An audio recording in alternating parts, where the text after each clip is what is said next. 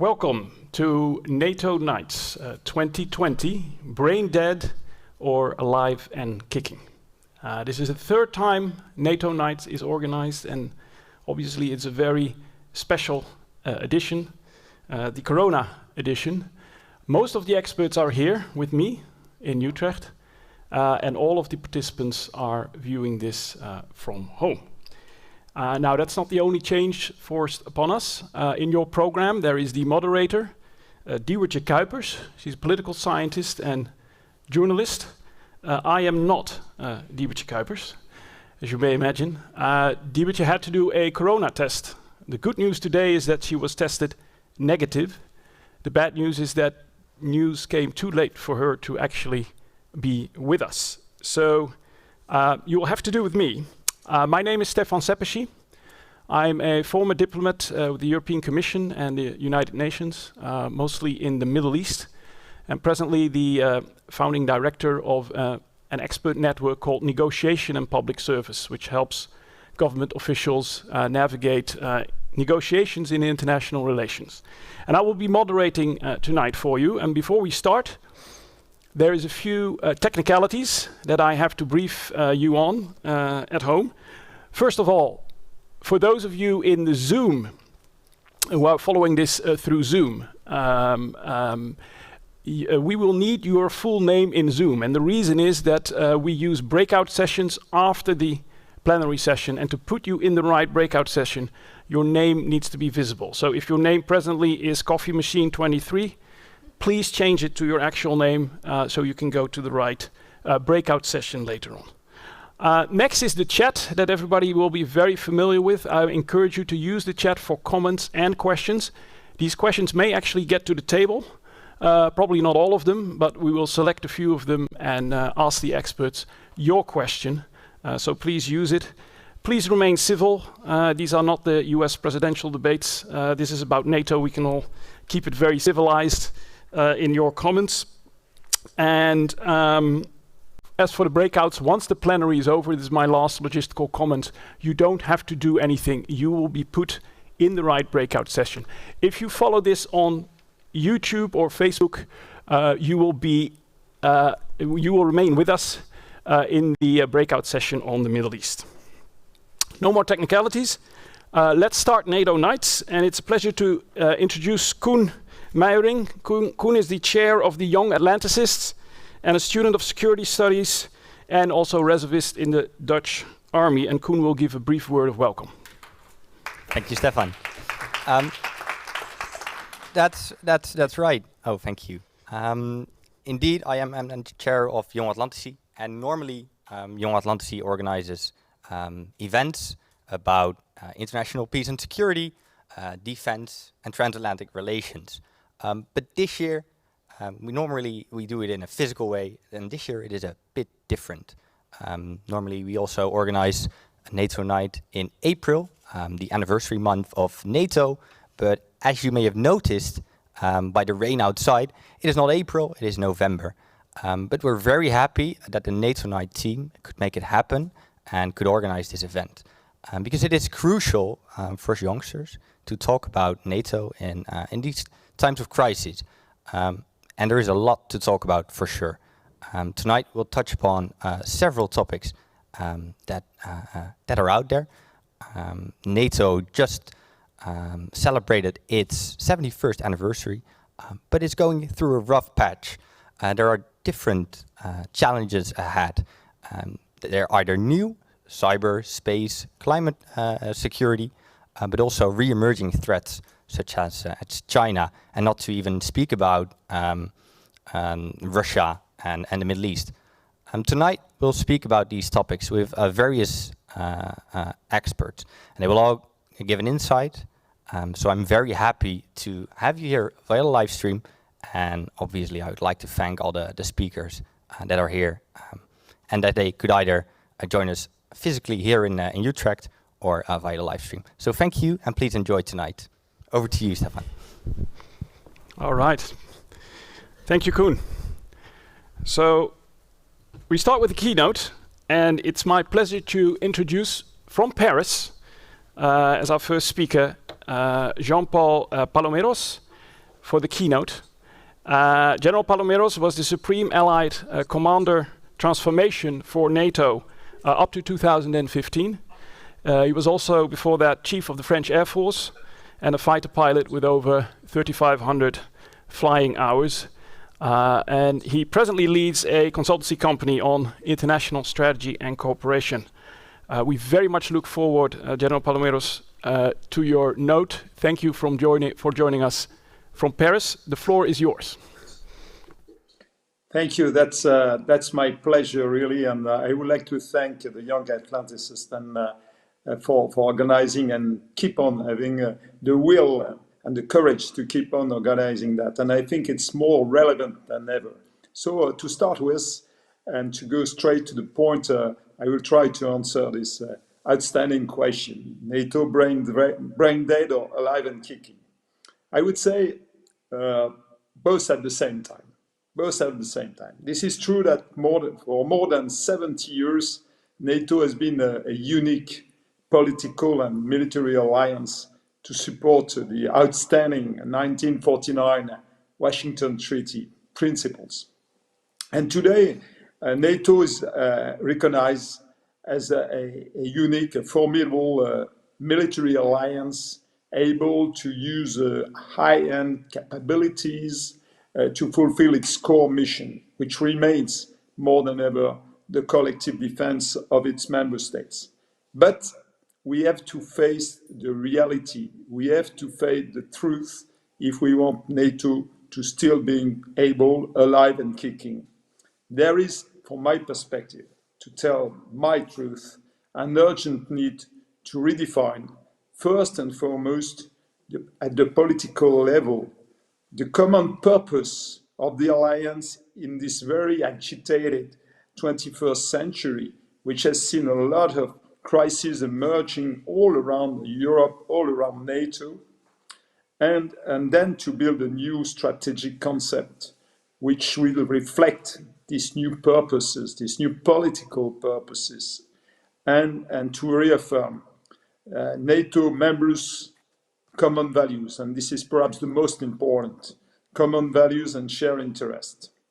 And short of that, and despite its outstanding military capabilities, NATO faces the real risk of what I will call a strategic paralysis. And so let me come back to these few points, trying to keep it short. Let's learn a little bit from history. You know, those who don't learn from history are condemned in a certain way to relive it. And it cannot be the case in Europe. 71 years ago, let's remind together, let's teach to the young generations that far-seeing leaders from 12 allied nations, in the aftermath of two devastating world wars, said enough is enough. And it was time they decided to organize themselves together to prevent any major conflict in the North Atlantic zone and in Europe mainly. They built what would become the most successful and enduring alliance in the modern history. An alliance based, and I keep on repeating that, based on common and well-known democratic values and shared interests. And let me just take one article of the Washington Treaty, which is a wonderful piece of diplomacy and clear wording, I would say. It's not the Article 5 about collective defense, the well-known one for all and all for one, the Musketeer clause, as we say. It is the Article 2. The Article 2 is very relevant with the current situation in my perspective. And I quote, "The member states will seek to eliminate conflict in their international economic policies and will encourage economic collaboration between any or all of them." And I think it is more relevant than ever. And that stresses as well that a solid and enduring alliance cannot be founded only on military power. It stresses that NATO couldn't be and shouldn't be an alliance of circumstances or a kind of big political, economic, military deal driven by specific interest. NATO is more than that. NATO deserves better than that. Thanks to those principles, this is true that NATO has been instrumental in preserving peace in Europe during the Cold War, and including, by the way, between Greece and Turkey, which joined NATO in the early days in 1952. NATO fulfilled its purpose in enabling the common prosperity of its members, the member states. And since the 1990s, NATO has been able to incorporate successfully integrate the former Eastern Bloc countries while adapting to the major evolutions of the overall geostrategic environment. This is the good news. However, and there is a big however, today the 30-member-strong NATO, the Atlantic Alliance, our Atlantic Alliance is facing multiple, I would say, vital challenges as the result of the acceleration of the geopolitical tempo and multiple crises, which in its close proximity, which led to growing tension between some NATO's members, as everybody can recognize. During the last decade, and most recently, as it was referred in the introduction, NATO has also seen the rising of new threats in multiple domains and simultaneously. We have seen the rising on cyberspace, and we have worked quite a lot when I was in Allied Command Transformation to make cyberspace recognized as a full domain in NATO, which is the case today. But as well, and more largely, information warfare. We are facing disinformation on a day-to-day basis, which could affect the credibility of NATO. And space, the outer space itself, is not immune. It's a place which is contested more and more, and and hopefully we will stay peaceful, but nothing is guaranteed in that domain because space is absolutely crucial. And all of that evolution, all of those threats have been supported by the growing importance, the growing push of new technologies. That's why NATO must be at the front end of the technological race. And this is a crucial time for NATO leaders who have to decide and to shape the future security environment in Europe and more widely in the world, because the future of NATO will influence the future of security in the world. There is no doubt about that.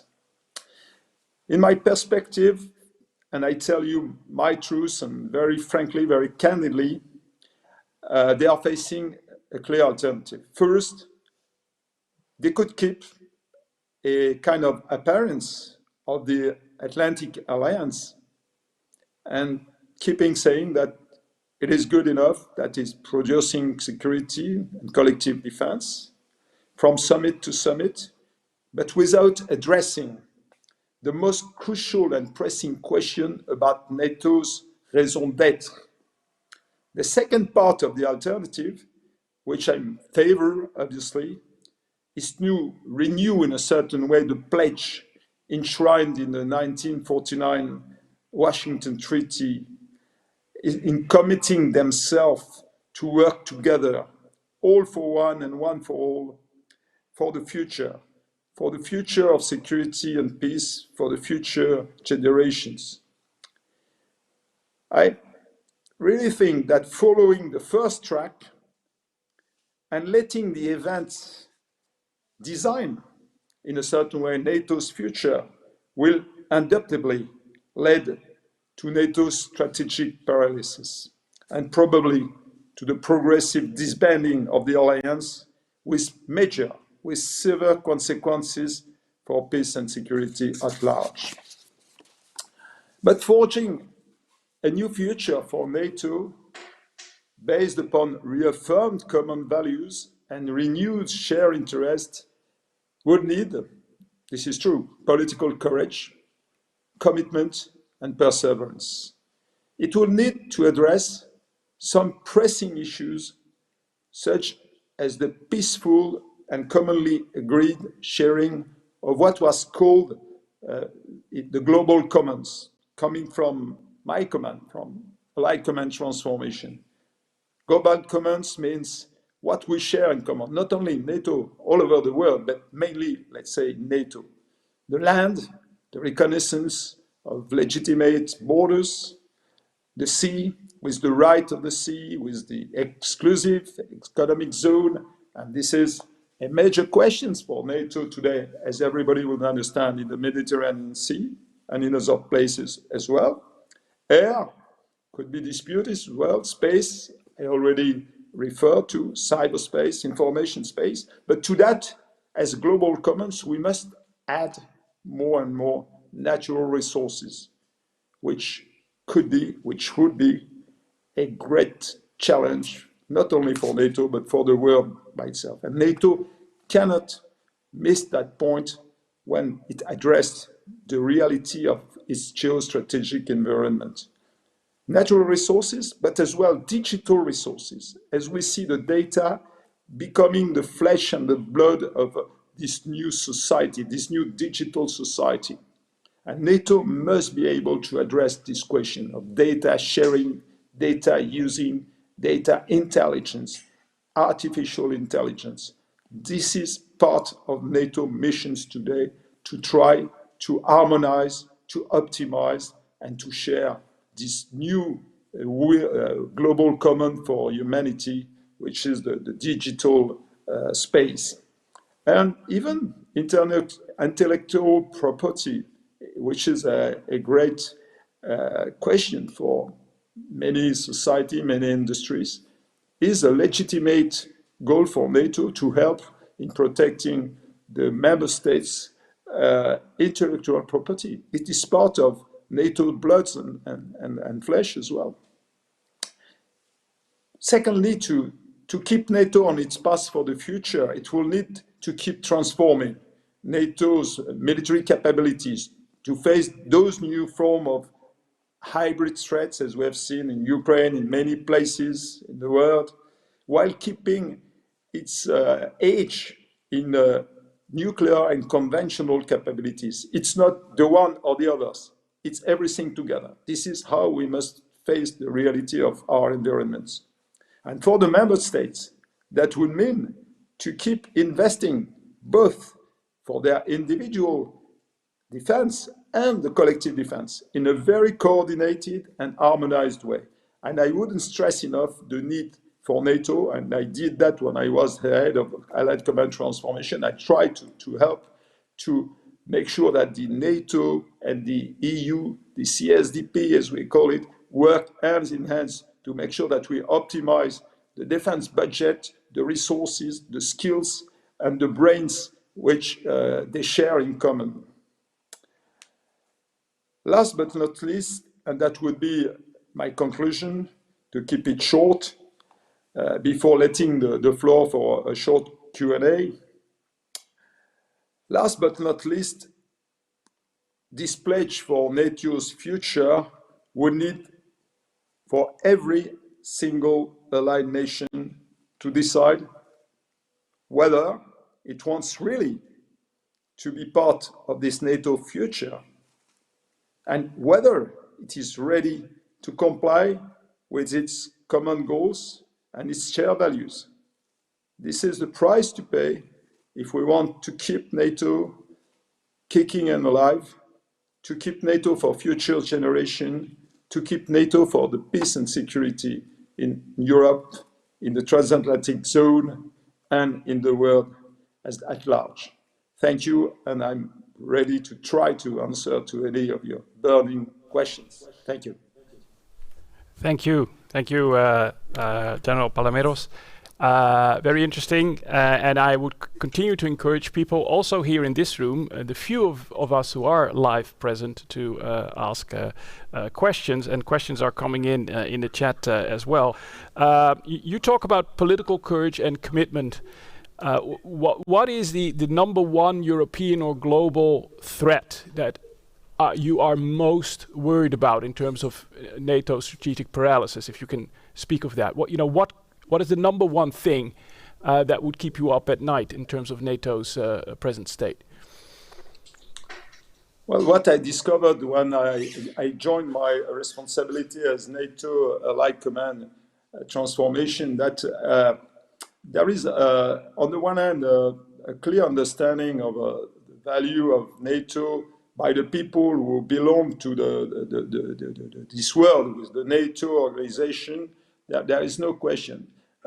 This is more outside, and the first and foremost risk is that NATO is considered as would be considered as part of the past in many countries, and nobody really nobody re-energized NATO, and the new leaders perhaps have less understanding than their predecessors, because obviously they have not been part of this ancient world. They have not seen, obviously, the Second World War, neither the immediate future after this war. And so the risk is really a kind of intellectual disbanding of NATO in the brains, and consider NATO as part of the past and not of the future. And when I listen to the speeches, I see more and more people speaking about NATO as an historical legacy. But we must remind, and thank you to the young Atlanticists to do that as well,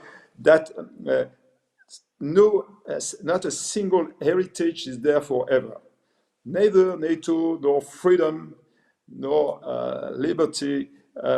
We need to fight, to keep on fighting for that. And when we are lucky enough to get such an alliance as NATO, we have not to reinvent the wheel. It will not be possible today, I think, to reinvent NATO. So this is why I'm very strong in my words.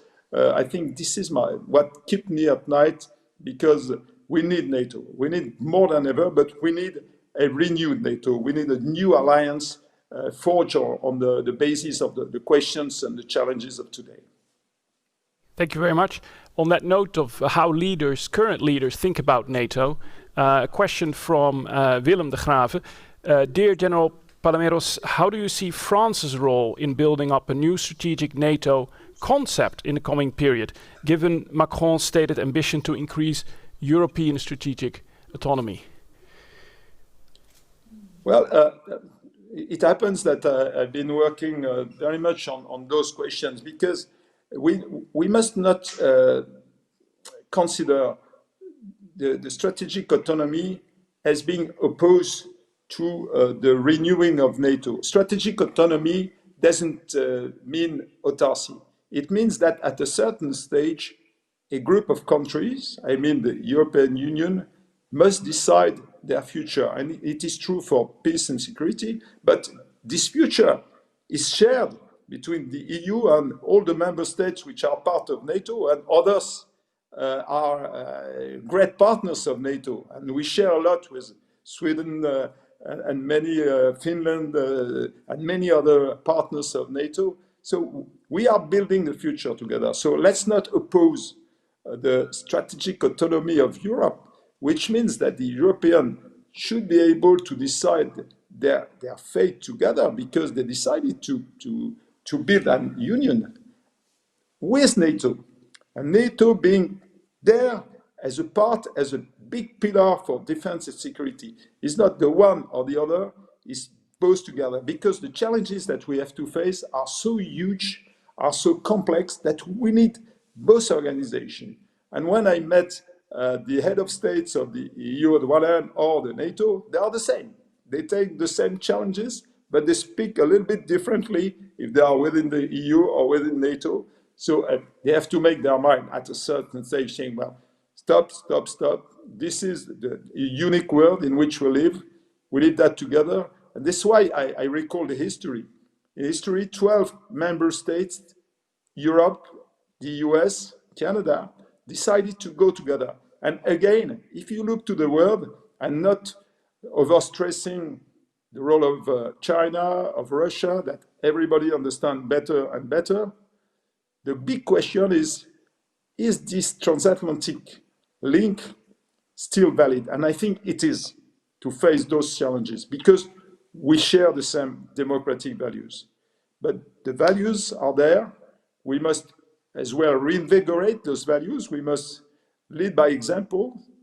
And this is one of the key questions that we have on the table today: how to support those values, not only with words, but with facts.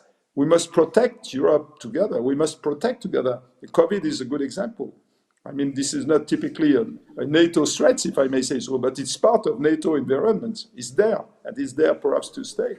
So I think all of a single unique threat against our society should be taken care by different organizations and for secure peace and security in Europe, obviously the EU on one hand and NATO. I was very pleased to see Mrs. van der Leyen coming ahead of the Commission. She was a wonderful Ministry of Defense of Germany that I met frequently, and I think she will be the good person to support this linkage. Okay, thank you. So you do not put in opposition European strategic autonomy to NATO. But you mentioned one of the threats that there's a question coming in. We'll get back to the European question as well, but this one will also be on the table in the roundtable we have. The question is from Mike Herfeld. General, how do you look at the rise of China's military capabilities and the challenge it might pose to NATO? Obviously, China is not directly confronting NATO, but it's very, I would say, assertive. And we know that, we see that it's present in our environment. Look at, let's say, the 5G new technological, new digital communication challenge. We have seen that mounting for years. I stressed that in NATO, it was in 2015, I think. So it is a kind of hybrid strategy that we have to face. But in the same time, China is building very credible, very powerful tool of new generations, like as a former aviator, the hypersonic weapons, which will change the game. There will be a lot of game changers, not only in the Pacific, but it will come as well in Europe, of course. So today we cannot consider part of the world alone.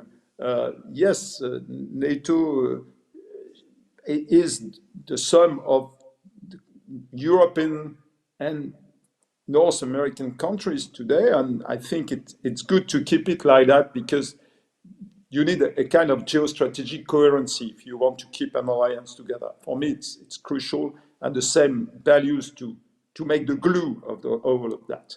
That doesn't mean that we cannot that we couldn't have a clear discussion with China. But if you want to speak with China, better to be strong and to be well in advance in terms of innovation, to know exactly what you mean, and to look deeper in the future. Everybody would understand that China is trying to build a future on the long term. And this is exactly my pledge.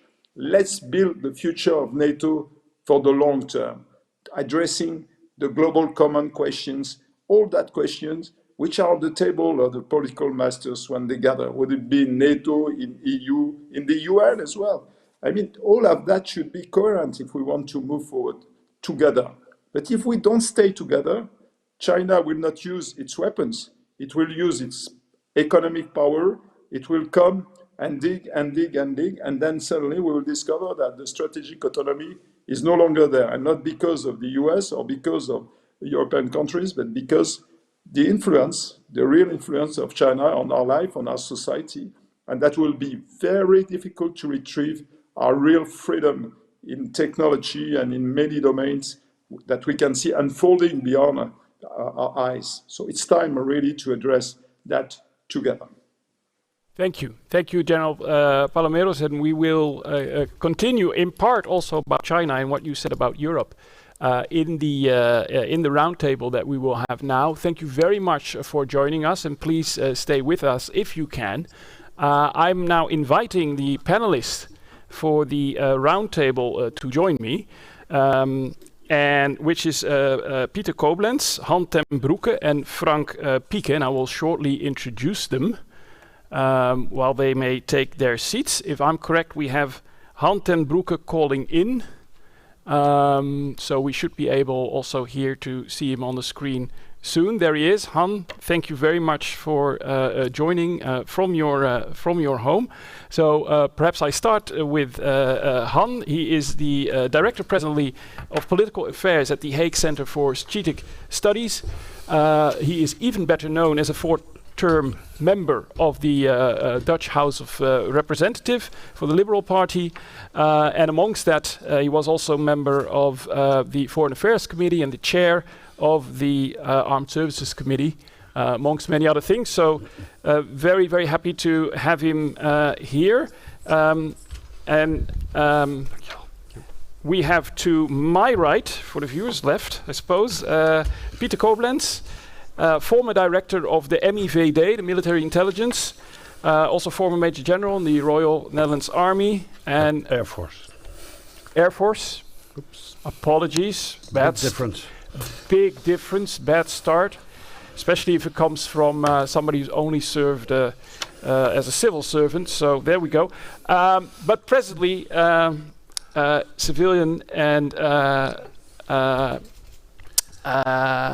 consulting on all types of strategic issues. And one of his missions is to keep, or to make, perhaps a better term, the Netherlands cyber safe.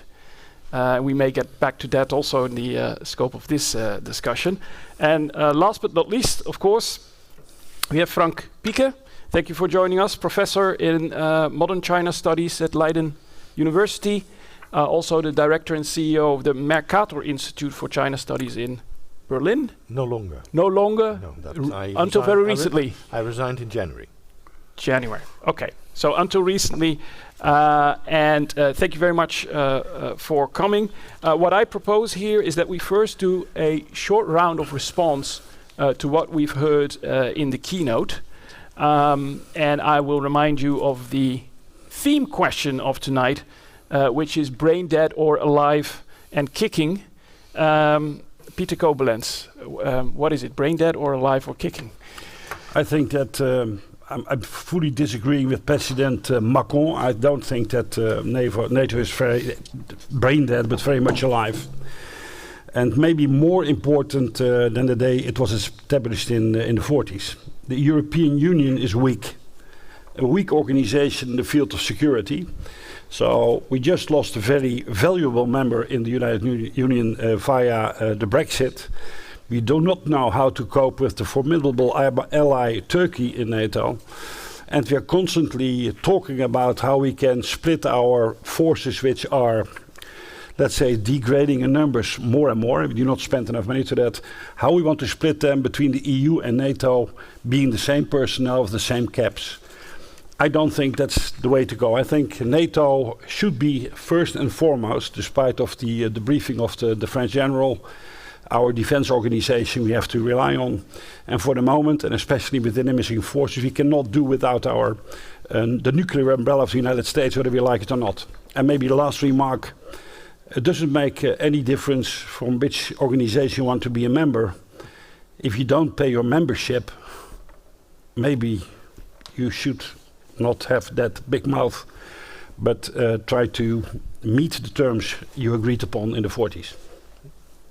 Very good, thank you very much. Han ten Broeke, you were also part of the leading, in fact, the Dutch delegation to NATO's Parliamentary Assembly. Are you, in terms of the question about being brain dead or not, are you more optimistic today than you were at the time when you were leading the parliamentary delegation?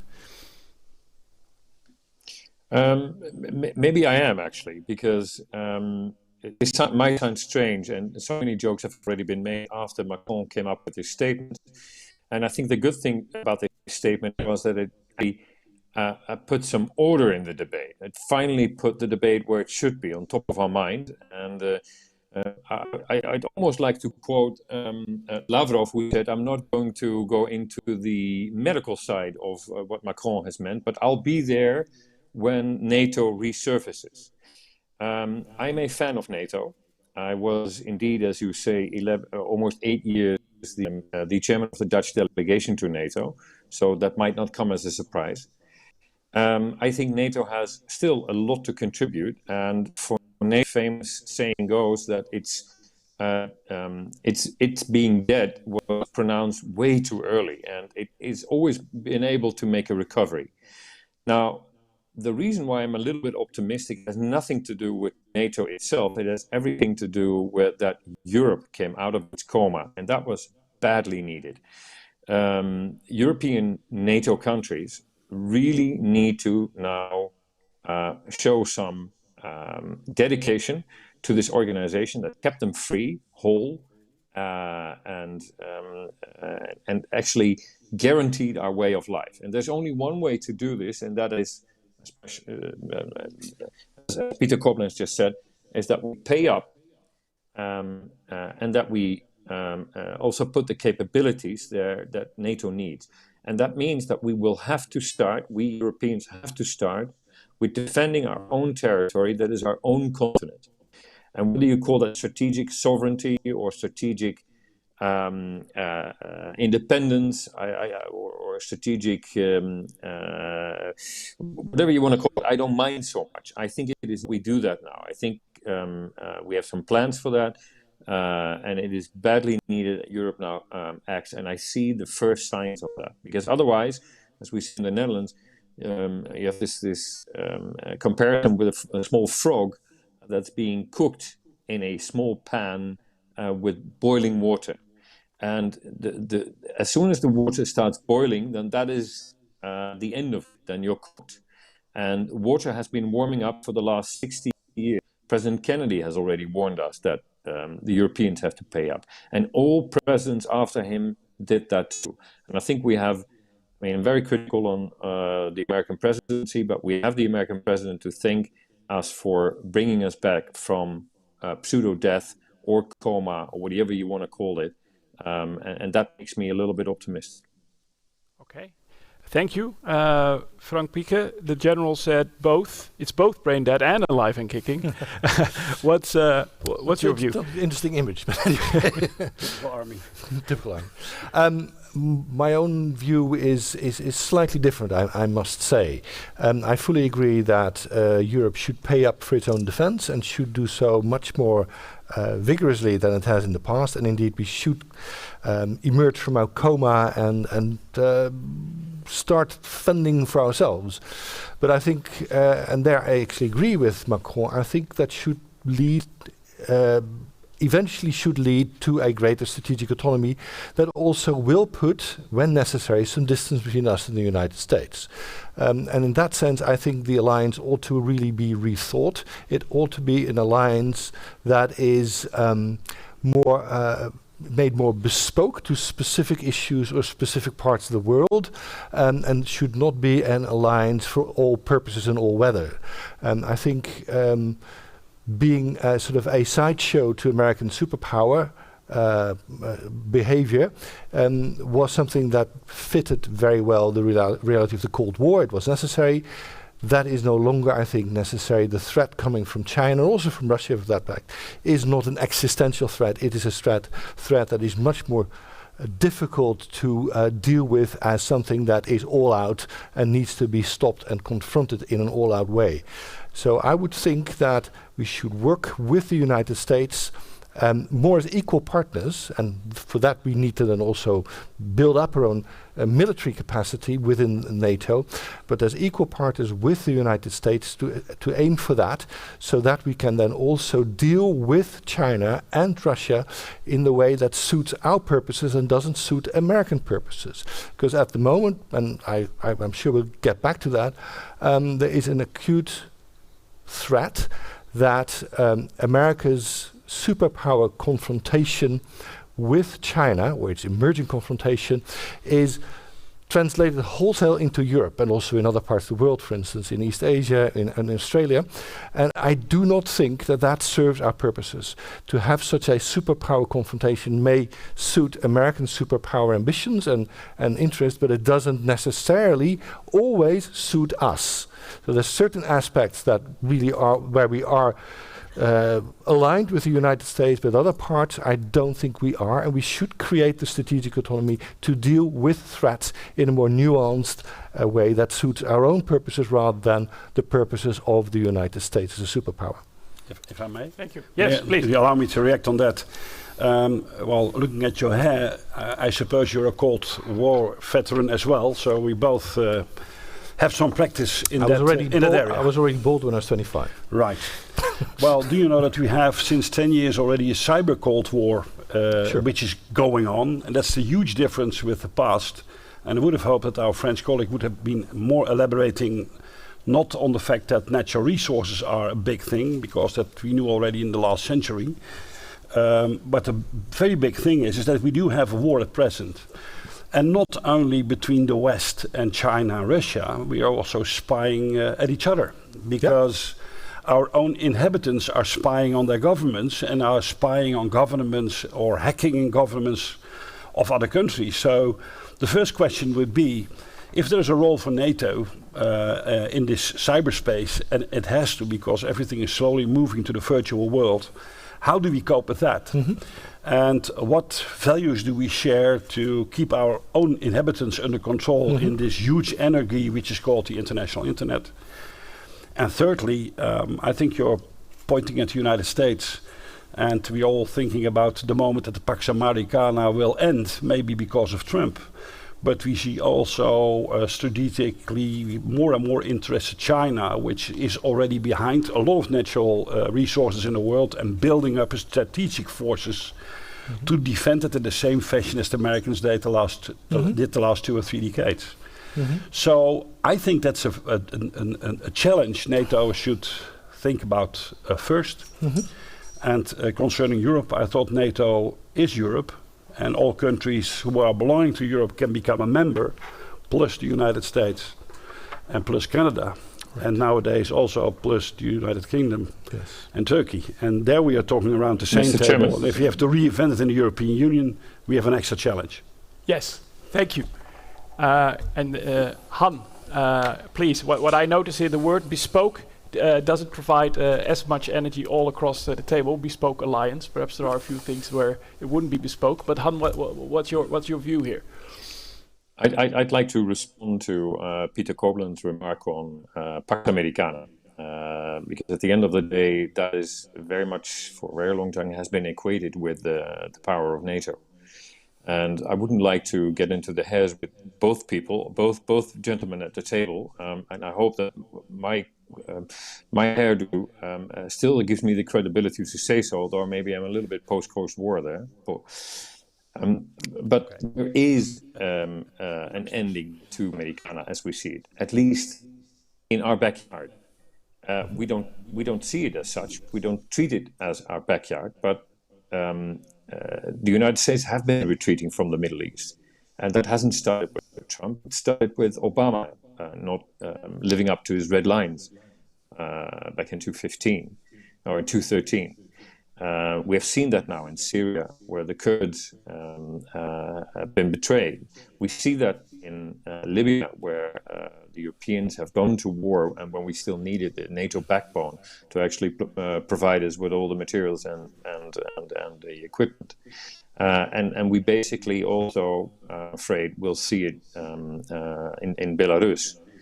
So Pax Americana in the direct environment of EU, or Europe, continental Europe, is already evaporating quite quickly, and therefore we must now act. And Europe is an economic powerhouse, but it has to start projecting that power in its own backyard, in its own surroundings. I'm not so interested in what Europe can do in the South China Sea. I would even say, let's see if we can alleviate the pressure on the Americans by taking over the job of their Sixth Fleet that is still hanging around in Europe. We should do that ourselves. We should be going for something that I would like to call Fortress Europe. I know not many people like that idea, but it's the only idea that is feasible and serious when you want to achieve a geopolitical Europe that projects its power. And that's the Europe I would be striving for, and that is the Europe I think is badly needed. So all of you gentlemen agree that everybody should pay up. That's what I've heard. Burden sharing, risk sharing, etc. And it's mentioned so many times that perhaps there's a bit of inflation going on what it exactly means. But how that's done? Let's start at home. Hans ten Broeke, what's your experience here? How is Dutch politics going to come in and get to that 2%? Because presently we're going at an extremely slow pace. So what's your experience there? The 2% is a total illusion. It is a total and utter illusion. And I'm not saying that now out of politics. I've always said that. And I know even when I said it when I was a foreign spokesman for the VVD, eyebrows were raised because I was supposed to say something else. But I dislike the 2% as much as I dislike the 0.7% for ODA. The reasons are very simple. The 2% has nothing to do with what NATO needs and what we need in terms of our keeping up our own security. Cash doesn't provide that answer. Only capabilities, of course, do as well. Maybe it's even more than 2%. I mean, look at some of the NATO countries, like, for example, Greece. They've always been consequently doing more than 2%. Have they been really contributing to peace around the world or peace in our own neighborhood or their own peace, for that matter? I don't think so. The Netherlands have constantly been hovering around 1%. That is way too little. I was co-responsible with my coalition partners to take out 1 billion euros from the defense budget that was at the time a little bit over 8 billion euros. Peter Koblenz was one of the people that suffered from it. I'm not proud of that. I'm also not going to run away for that responsibility, because at the time the security threat we had were falling banks and not Russians getting into our territory, and we needed to fix that first. Since then, in those same coalitions, we've basically put 1.5 billion back into that budget. Nobody saw that because the economy was also growing, and that already tells you how illusionary and futile this 2% is. So let's stop that debate, because even politicians like our Minister of Defense, our current Minister of Defense, who starts her job and saying, I would like to also do 2%. But as soon as Corona hits, a new crisis, then we drop it again. So it doesn't mean anything. Frank, do you agree? It's not about the number at all.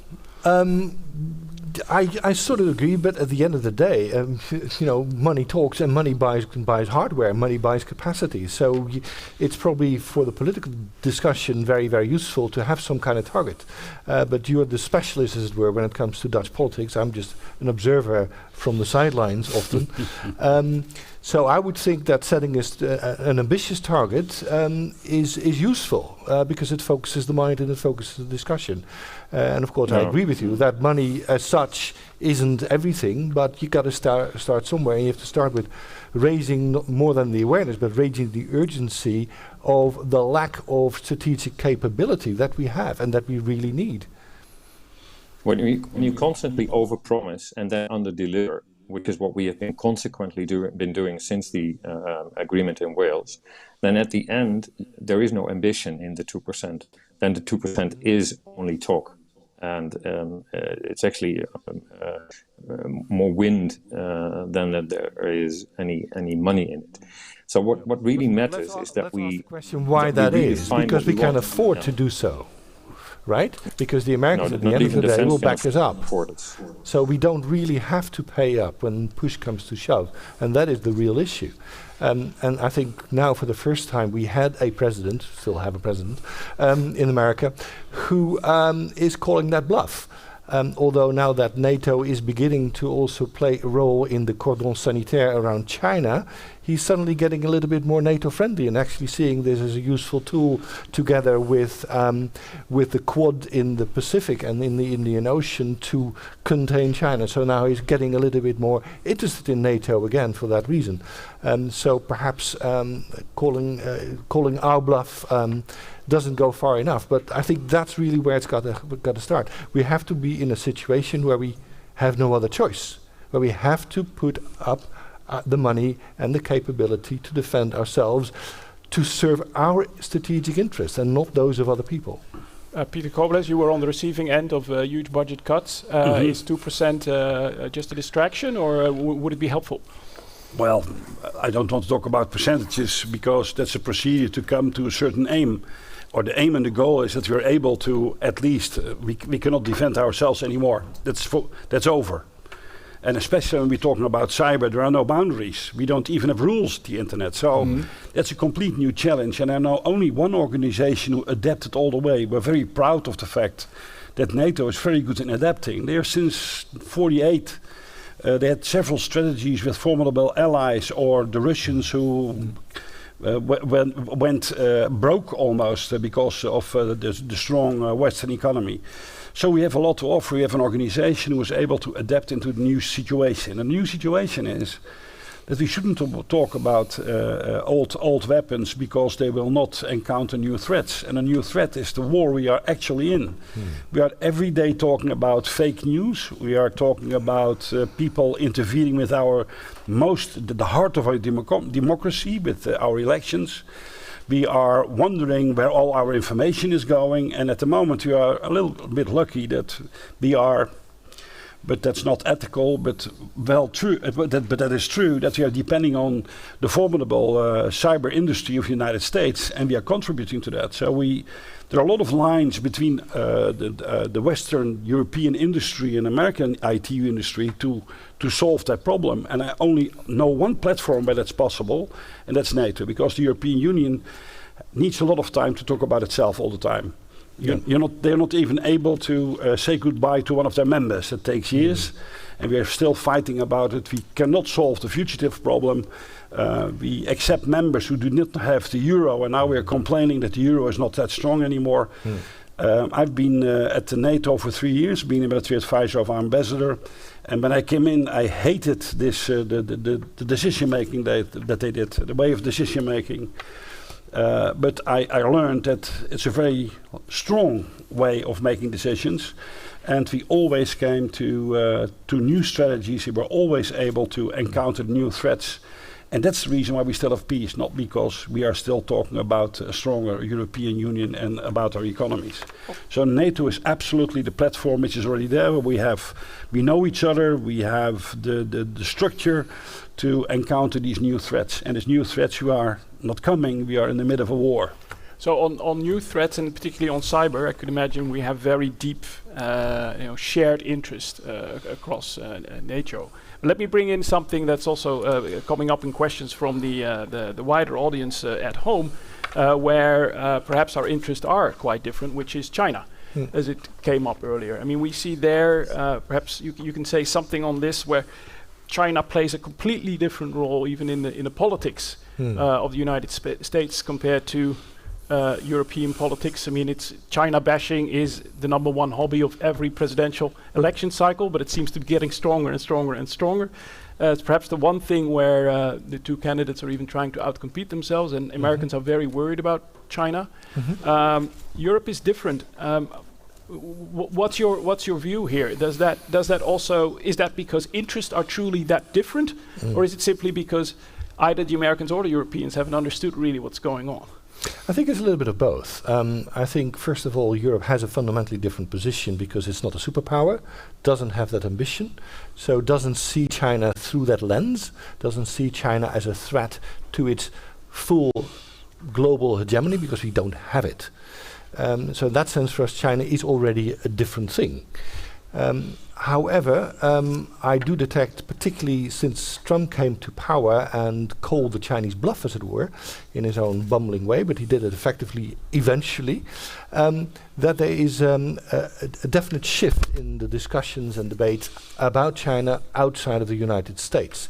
This started most clearly in Australia, and it's also progressed by far the farthest in Australia, sometimes even more than the United States, which is bizarre because Australia is actually very dependent economically on China.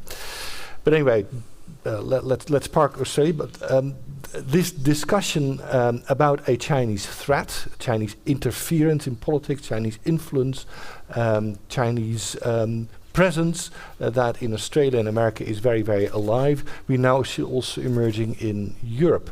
And it started actually particularly in Germany, where I was until half a year ago.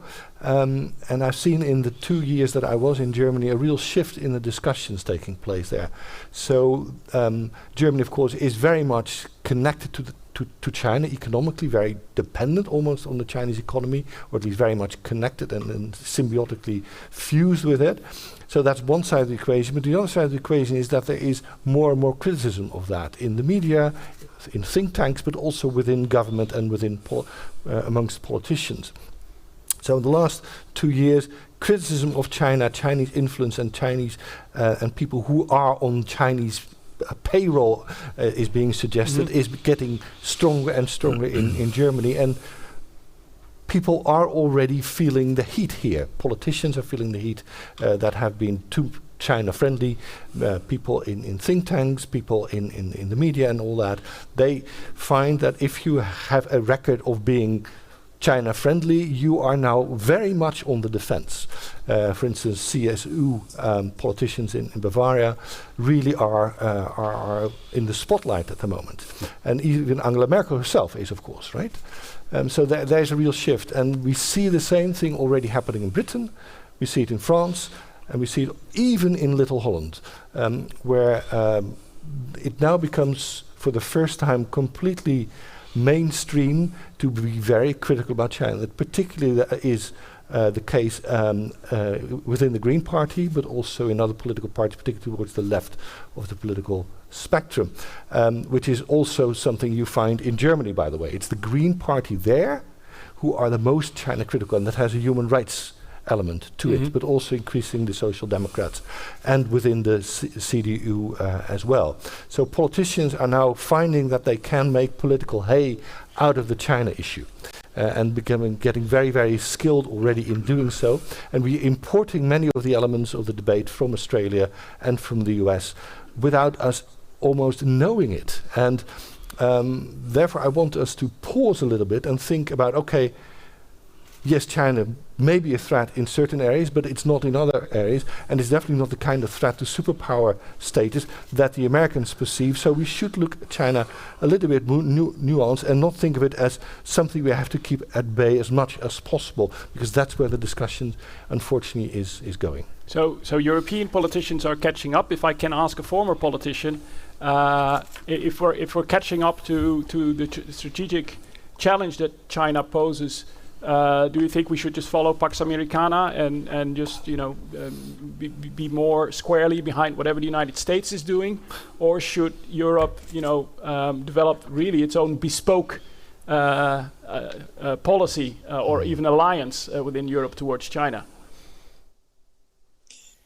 It is indeed very interesting if you compare the two China reports that came out from the Dutch Foreign Office, and I believe they are 4 years apart. Then there's a complete different tone, and the tone obviously has hardened, and rightfully so, because China is not just that sleeping superpower anymore. I've also seen that myself with my own eyes when the Dutch launched a military campaign in Mali.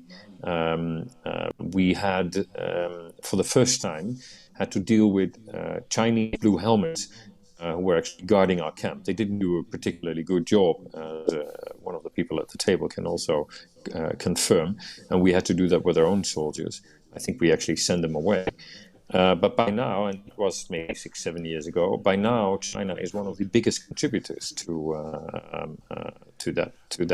those operations. So China's role, geopolitical role, has changed.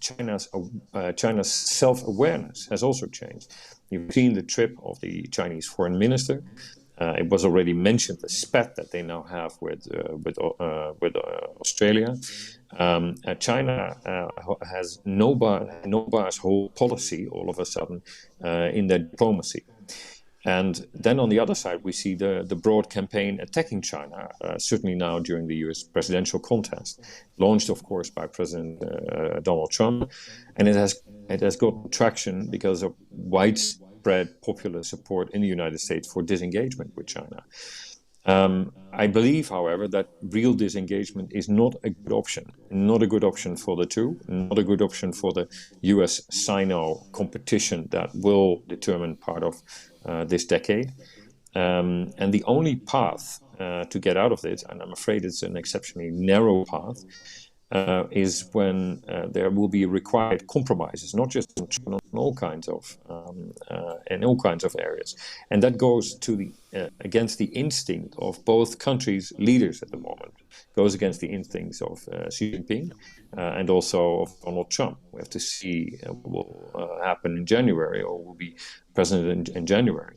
Here again, Europe must try and act up. There is no such thing as a bucket Americana in terms of the US-Sino competition that will determine at least this decade and maybe the rest of the century.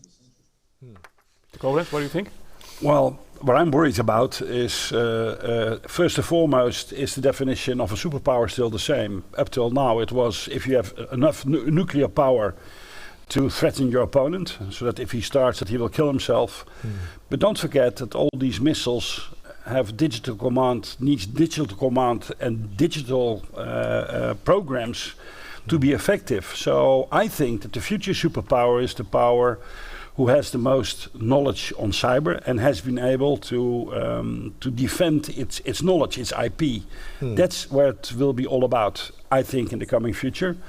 So that's also the challenge for NATO, to cope with that problem. The Chinese, that's not a secret, they don't have a formidable strategic force. They are building up, but it takes a long time before they can equalize the American military hardware.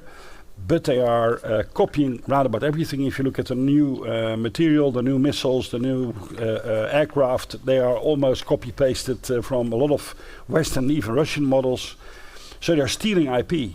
And that gives them a huge advantage. So if we do not close our back door, let's stop, because until the moment we blocked our back door, we can stop talking about strategies for the long future, etc., etc. NATO is there. We're all friends. Trump will fade away maybe next month or otherwise in 4 years. And he's learning fast, like every Minister of Defense in the Netherlands. When they come in, they have no clue. And when they're finished the job, they know exactly what it's all about. So NATO is there, and we should NATO use in a proper way and defend ourselves against our cyber opponents. That's the real threat for the future. Okay. In the meanwhile, let me remind the audience on questions in the chat. I'm seeing themes emerge. One is the burden sharing discussion. One is definitely China. And the other is, European cooperation that we talked about. What do you think in terms of China? Bespoke. I heard you said that a couple of times in different ways. On the other hand, we have basically horizontal issues like cyber that infiltrate everything. So how does Europe deal with that? Can you say something about what bespoke could look like towards the challenge of China? You can only talk about bespoke when you look at specific issues, right? But before that, you always have to ask the question, which we haven't asked, not even in the China strategy of the government: what are our interests really? That's where you have to start. So what is it that we need to protect? What is it that we need to achieve? And what then could be a threat to that, or what could be an ally for that, right? And that kind of discussion has to come before you do anything else. And that discussion we haven't had when it comes to China. So what is it we want from China? What is it we don't want from China? And I fully agree with you that in the cyber domain, there are loads of threats, and China is at the forefront and is indeed living nicely of our IP that they steal or otherwise appropriate. Quite often it is legal, by the way, right? They get it. It's almost presented to them, given to them, or sold to them. So don't think they're always stealing, but indeed there is a real issue. But mind you, that won't go on forever, because the Chinese are catching up fast, and before we know it, they will develop it themselves, or they are in fact already doing so. And then it doesn't matter anymore what they can or cannot steal from us. So don't think that by sort of closing the gaps in our security when it comes to IP, that we have solved the problem. That solves the problem for the next few years, but not in the long haul. So really we also have to start with building up our own capacity in this domain, and not be so dependent on the American IT industry that dominates the whole world. We need to have our own capacity, and that's very, very, very important. That's why the Huawei discussion is important, not because Huawei is stealing or not stealing our IP or our private data or whatever. That is not the issue. No, that's not the problem. The problem is we need the capacity in these strategic sectors ourselves, and that is our own fault that we don't have it. It's not the Chinese's fault that they do. So, a question from the audience at home, Diana Coleman, which relates to this. She asks, what about human resources? We've seen that over-reliance on technology, which is vulnerable to cyber attacks, causes a lot of problem, especially in the Middle East. I think everywhere, but she writes, especially in the Middle East. What skills should we invest in? What human skills should we invest in to? Well, at least we should try to, if necessary, because I have 10 grandchildren, I don't have to learn anything about IT. They start with it from 2 years old, complete new generation, which will outsmart us before we know it. But we have to take care of it, that the knowledge we do have in the Netherlands, and we do have formidable knowledge, stays here. And one of the problems we do have, that in our government area, we are not allowed to pay more salary than Mr. Balkenende in the old days. And that's not really competing with the industry around us. So we have to fix that. We have to take care of it, that our smart people from the triple helix, like we call it, so there's industry, it's science, and it's the government, stay here and help us to develop, and now I'm going to tell something aggressive, offensive cyber. We need to develop offensive weapons. And the most important reason to do that is if you develop offense, you can defend yourself against the offense you invented, because somebody else will invent it anyway, somewhere, somehow. So that gives you the possibility to give you some advantage. But you can only do that with the best and the most smart cookies you have.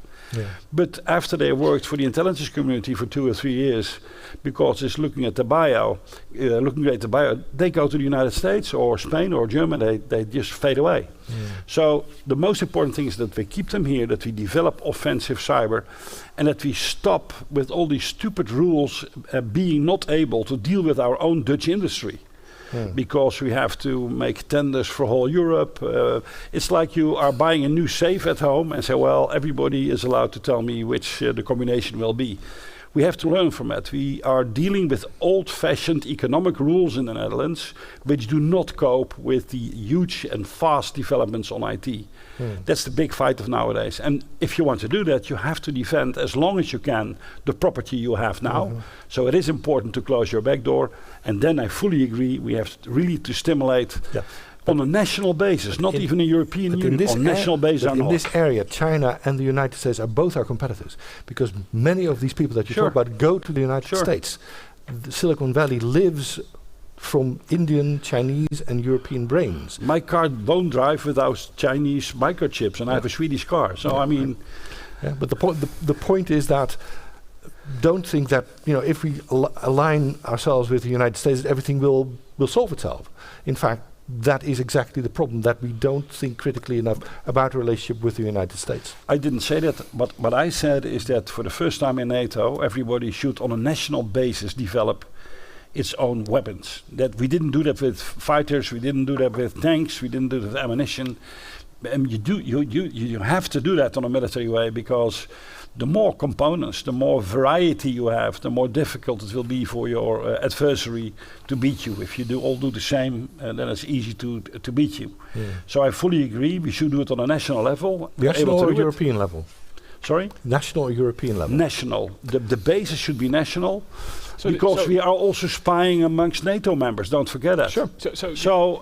Let's face it. So you have to take care of it that the safeguard of our crown jewels are safe. So the basis of an international cooperation on EU or NATO level will only take place if the foundation, in our case, is Dutch. So we have to safeguard our own valuable data. Big data is the gold of nowadays, and it should be a Dutch Fort Knox to defend that. If you don't do that, you would develop nothing. So this is interesting because earlier on this evening you were very critical of European performance and European delivery on security, etc., etc.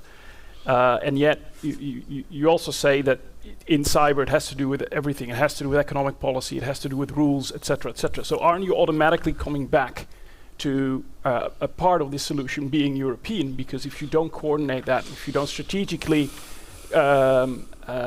collaborate, then is Fort the Netherlands able to even be developed according to the rules that we presently have? Well, the thing is that we have specific rules in not tendering European, and we are the best pupil of the class, while the French, the Germans, well, the Brits in the old days, if it's related to national security, then you're allowed to do direct business with your own industry. And we hardly do that. So we have to develop ourselves to become a formidable building block in the European sense. So I'm not against the EU, but cyber should be developed on a national base and then see how we can get it together. Okay, a question from the audience, and then we almost have to go to the next session, but it's complementary to what you just said. It's from Maaike Jager. Is the rigid and old-fashioned organizational structure, such as NATO structure, suited to deal with the fast-developing nature of cyber threats? Wouldn't a smaller, more flexible sub-organization be better suited? Yes. So why isn't it there? Well, NATO is just a cap, an umbrella for several organizations. We have the NCIA, which is a cyber organization, which is situated in The Hague. So we do have components to do that. And also on the operational level, we have capability within NATO. Only the ammunition, the cyber ammunition, is national. So we have to deal with that and to set up the organization in such a fashion that NATO can deliver the means and we give the cyber ammo. So yes, it should be done in a small organization under the cap of NATO. Thank you. I unfortunately have to. I'm also the rigid timekeeper of this session, and we have, I think, 6 or 7 breakout sessions that are about to start now. So I want to thank very much Han ten Broeke and ask him to stay on a bit for our Middle East session if he can. Thank you, Peter Koblenz, for joining us. Thank you, Frank Pieke, very much, and thank you, everybody at home, sending the questions.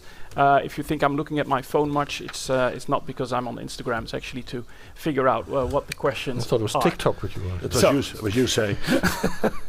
So there we go. Thank you again, and I can announce that those who have subscribed for breakout sessions will automatically be put in those breakout rooms. I think you only have to click OK. Those who have subscribed for the breakout session Middle East will stay with us in cyberspace in this room. And then I am asking the Middle East panelists to join me and Han ten Broeke, who's already with us, for the Middle East session. Thank you very much.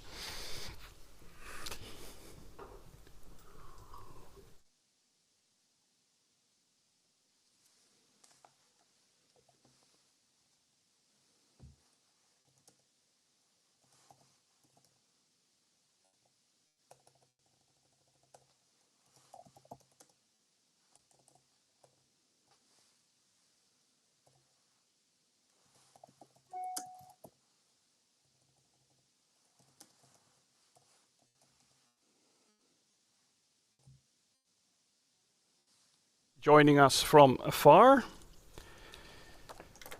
and I am waiting a moment to see if they're coming onto the screen, and then I will start, so please be patient.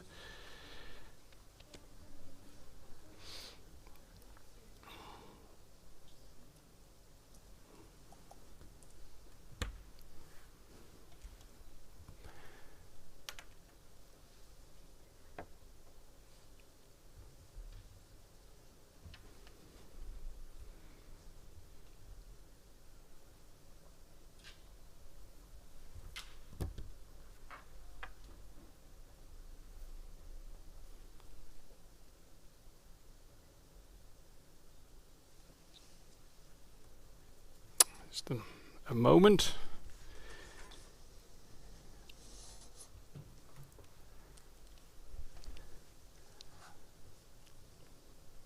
Gives people at home a chance to get themselves a cup of tea or coffee. Make sure they don't get too much Zoom fatigue. And then we'll be starting in a few moments. Han ten Broeke is back.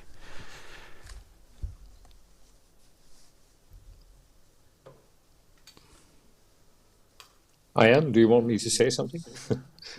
Please, Han. Perhaps your motivation to stay on for this particular breakout session on the Middle East. In 30 seconds. This is this is by far my most favorite topic. Right. It's mine you as well. Basically, so on this for ends and ends. Good. Well, I'm glad you're hanging in there. Let me start my little introduction of the session.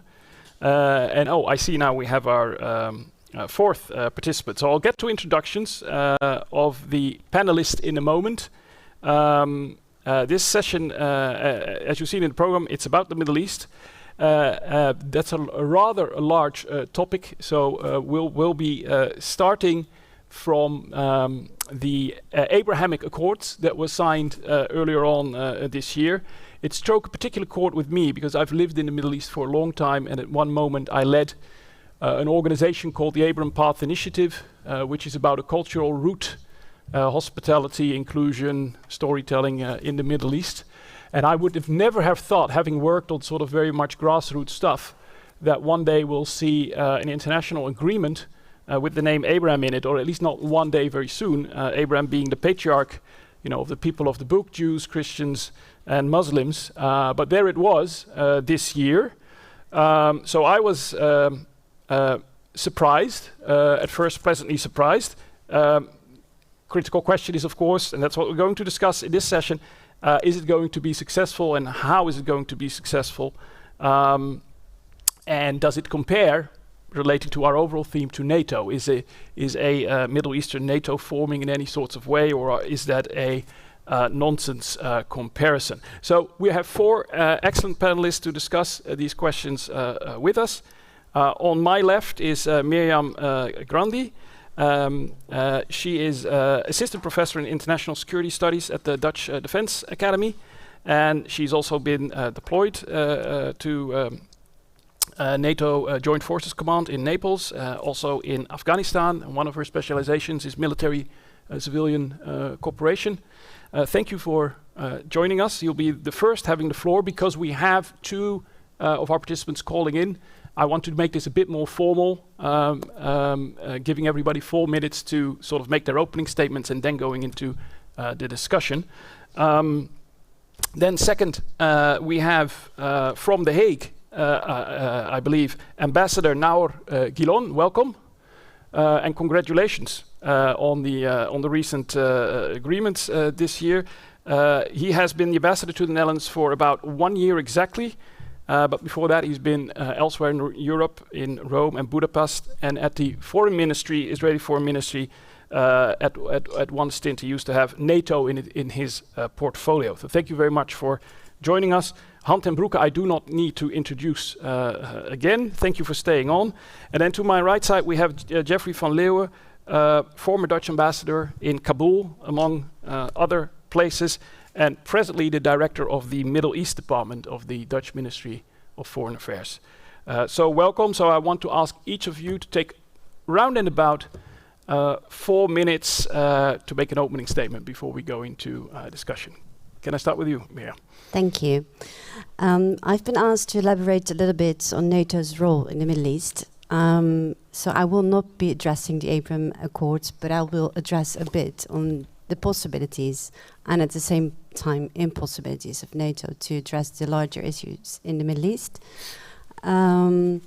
I think a very fundamental question that needs to be asked is when we talk about the Middle East and the instability that is arising from the Middle East, when we talk about security, or are we talking about security for whom? So when you then look at NATO, you see that NATO is utterly divided when it comes to, are we protecting our borders from the instabilities that are occurring from the Middle East? And if we are protecting our borders, are we protecting our borders by throwing up a wall? Or do we believe in the initiation of cooperation and dialogue, and by what NATO is currently exercising as projecting stability? Now, as you rightly said, I've also been a civil military planner at NATO, at Joint Forces Command Naples, as we were looking into how NATO is going to play a role in the Middle East.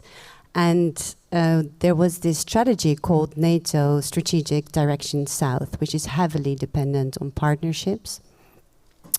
As you might know, one of the 3 pillars of NATO is cooperative security. Now, cooperative security, from an academic perspective, but at the same time from a practical perspective, is extremely interesting, because the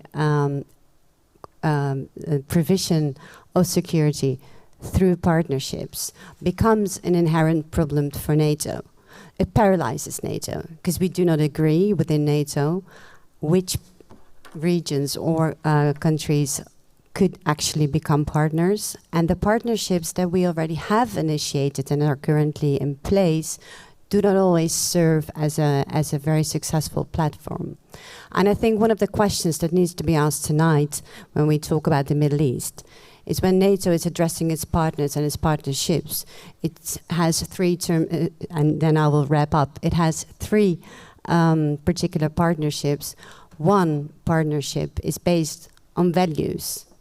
And if we try to debate these values, I think that in itself is a fundamental issue. Then we have a second kind of partnership, is a combination of values and interests. And then we have a very pragmatic partnership, which we are exercising currently, and it's a combination of values and interests. So I think when it comes to the Middle East, we should ask ourselves the question, does NATO have a role to play? And if so, what is the role that NATO ought to be playing? But we also need to look at the language we are exercising, and that is my last comment. I think language plays a very, very important role.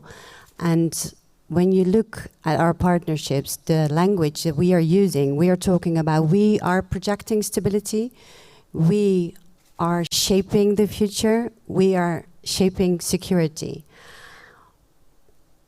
What I would like to discuss is a more modest approach, and that we ought to be, I think, should be at least a part of discussion tonight, be more modest about what it is we can actually achieve security-wise. And my last point is that in order to truly cooperate within these partnerships, there is something that I think needs to be done much better than we are currently doing, and that's our ability to listen what is truly needed, and then to discuss this requirement within NATO. Thank you. Thank you. I'll get back to listening for sure. And first we're going to listen to Ambassador Guilan. Please take the floor. Hi, good evening. Thank you very much for the invitation. I'm very happy. I'm sorry I cannot be with you physically. I think that what you can see in the Middle East now, following the instability, what was called the Arab Spring or the Arab Winter, whatever name you wanted to give to that phenomena, is that the Middle East was reformed in 2 camps which are competing. One is the pragmatic camp, and the other one are the extremists.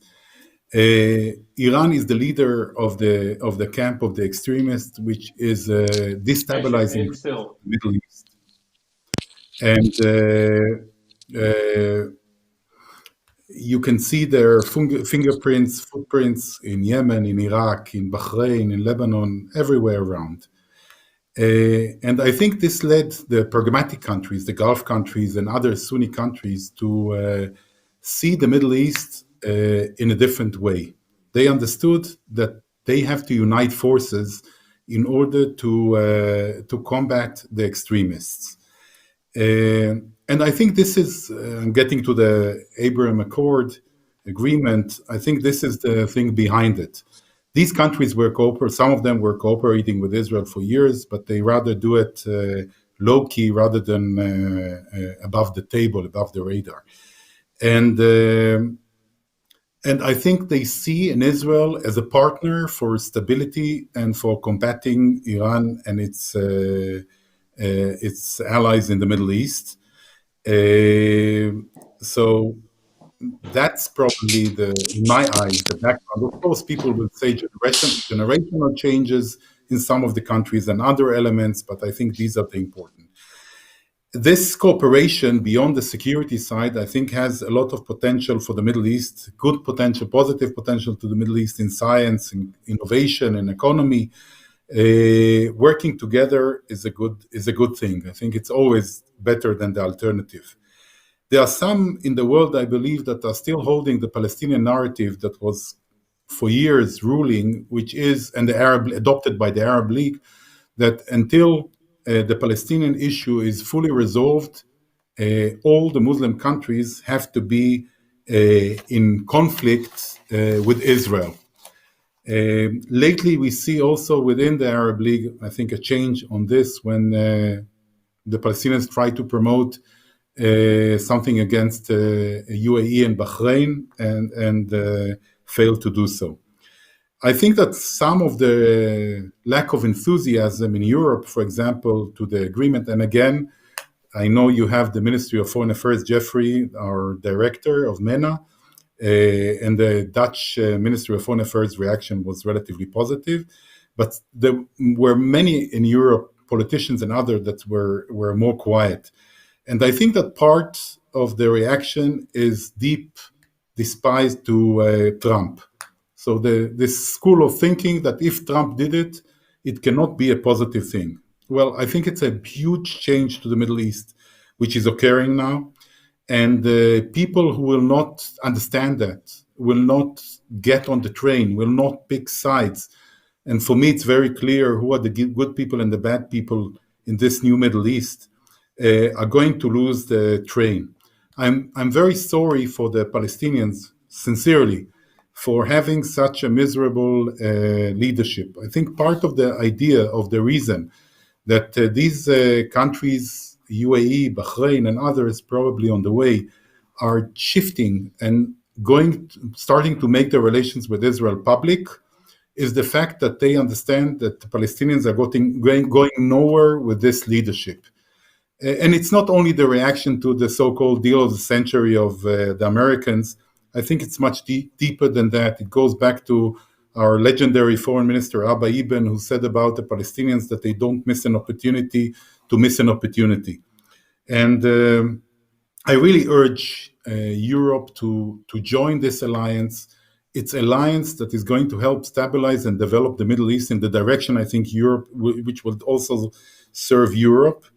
And Europe has to take sides also against Iran, because what's happening here, again, JCPOA, I know that it's a European baby, but for example, I'll give one example about this agreement that we have a lot of problems with, and I will finish by that, is the fact that Iran is about to come out of the arms embargo. Now, there is no doubt that the Iranians are giving arms to whoever wants, especially people we don't like. We in plural, not only Israel. And the fact that Iran is coming out, of course, Europe is not happy of it.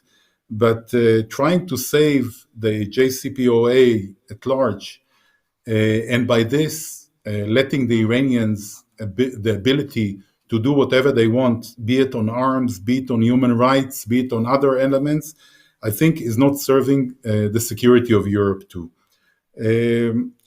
Maybe the last comment, I would say that we are in continuation to this NATO issue.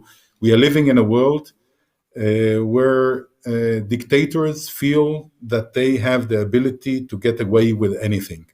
And I'm not sure it's a better world for us and either to leave for our children behind us. Thank you. Thank you. We move on. Jeffrey van Leeuwen, would you? be next, and then Han is last. Thank you. Well, thank you. And let me also begin to congratulate my Israeli friend on what the Dutch government indeed has called historic developments in the Gulf. And we very much welcomed the Abraham Accords. It gives Israel yet another firm setting in the Middle East as a Middle Eastern country. So we cannot just understate how important this development is. I've been traveling quite a lot in the Gulf countries the last couple of years. And in my discussions, I could recognize actually the echoes of concerns I hear in Israel from the Israeli government. So you could see the similarity of the concerns they have, mostly indeed on the role Iran plays in the region, which is very much a concern to the Netherlands government as well. If you look at the destabilizing role it's playing in Yemen, in Lebanon, in Syria, and Iraq. If you look at their nuclear policy, indeed also their human rights situation in the country. So we concur with the Israelis on the threat Iran is posing. We differ on the way forward to counter the threat. But on these historic developments, and I think we have to also congratulate the United States for playing this role. It is truly historic. And what I said, of course, what the ambassador also said, these contacts have been established now for several years. I was myself at the Bahrain conference last year, where they launched the Kushner plan. We could see Israeli journalists in the street. We could see them worship at a Jewish temple in the city of Manama. So you could see this development. You could feel it. It was in the air. To be honest, our foreign ministry, we didn't get the timing. It was still a surprise in terms of timing. So well done, Ambassador, to keep this secret. But it's not a surprise, and it's really development we welcome. On the Palestinian issue, we found the response a bit disappointing. And I think what the Israeli ambassador said is true. They often tend to say no or disagree, and in this case we're quite speaking out quite violently against some of the Gulf countries. And we always encourage them just to sit down and talk, because that's the only way forward. And we do hope that they will get the message, and as the ambassador said, don't miss the train. I think the latest announcement on possible elections and trying to have some unified front between Gaza and the West Bank is some hopeful sign they're getting the message. What the ambassador said, European reaction was maybe a bit lackluster, not from the Dutch government, let me understate. It has to do with our point of view that we still see the two-state solution as the only way forward. But let me again underline, from our side, congratulations to you, the United States, Bahrain, and the Emirates for making this possible. So thank you. Thank you. Then we move to Han ten Broeke. Please go ahead. Well, thank you. And let me first say some things about the security in the Middle East and the need for some kind of a NATO, because as we all know, the idea of a NATO Middle East has also been coming up under the Trump administration. Let me again take this from the perspective I took this in the earlier debate, as the European perspective. I would love if we would refer to the Middle East no longer as the Middle East, but as the Near East, because it is our neighborhood. It is in our interest to make it safe, secure, and prosperous. And I think it was in our interest to learn the lessons of our mishandling of the Arab Spring and not being able to formulate a coherent policy. And we see that now in Syria, and we will reap dire fruits from that. Same goes for the post-Gaddafi situation in Libya. That is at our borders. Americans are not going to help us out there anymore. So we do have an immediate a security interest in the Middle East, and whether it comes via NATO or through NATO, I'd welcome it all. I'd mostly welcome if the Netherlands would, for example, on military exercises, reopen and do business with Israel as they did once when I proposed it, and it was good for our military and it was good for Israel. Then on the Abraham Accords, obviously I also want to salute Israel for this. And Naor was right when the ambassador was right with his piece, his op-ed in the Telegraaf, a popular newspaper in the Netherlands, when he said that he was a little bit disappointed with the European response. I would like to add and say, I don't think it had so much to do with Trump or the disappointment of Trump. What I was disappointed of is that most responses, including Jeffrey, I have to admittedly say, and I know that is not your fault, and I'd very much like to look at my old colleague Steph Blok for that. I was disappointed to see that all press releases on this historic accords needed to mention the Palestinian future. It was a huge accord. It was a historic accord, although that name is inflated these days. It was not Sadat going to Jerusalem. It was also not Arafat shaking hands with Clinton and Rabin in Rose Garden. But still, it was a geopolitical momentum that was created there. I don't know how much the Trump-Kushner tandem had to do with it. Obviously, they created the framework and the circumstances by unilaterally choosing for Saudi Arabia, for the Gulf states, for Israel. But I also feel that this is a huge achievement that we should laud Prime Minister Netanyahu for. I mean, his foreign policy is sometimes underestimated. His foreign policy has been consistently looking at this result. Had the opportunity to listen and speak to him in 2015, and that was pre-Trump. And then he was already referring to these, what we now see as the Abraham Accords. But these are not peace accords. Bahrain and the US were never at war, so by default this can't be a peace accord. And it also doesn't end the Middle East conflict as we know it. Now, I'm not going to quote Abba Eban because somebody did that already, but I did read somewhere an interesting joke that I would like to share with you. And that is that in an Arab newspaper it was asked, what is the real difference between Arab Gulf leaders and the Likud party leaders? And the answer is the Arab Gulf leaders find a really despise of the Palestinians. And what is the earthshake that has taken place here is that it ended from the Arab nations, with some of the Gulf nations taking this up first and foremost. It ended the three no's of Khartoum. It ended the no to peace with Israel. It ended the no to recognition of Israel. It ended the no to no negotiation with Israel. And for what? Actually, for status quo. And that, I think, is the real achievement on the side of those who brokered these two accords that, again, in my mind, are not peace accords. Now, is there nothing negative to say about this? Yes, there is.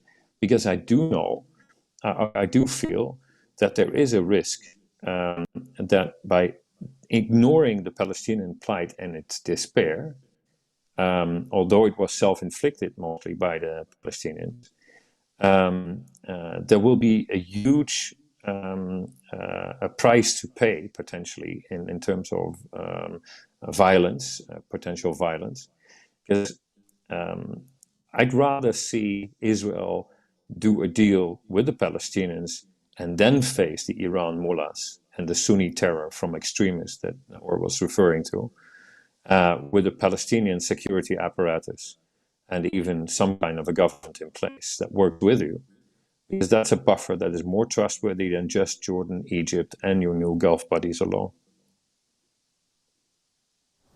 Thank you, Han. Han ten Broeke. So we've all had the opportunity to give an opening statement, and I will encourage all those, let's not forget them, there are many more than we have here in this room, all those at home watching this, to continue to send your questions on this through the chat. Let me try and shake it up a little, because we have congratulated the ambassador for the agreement and the major diplomatic feat.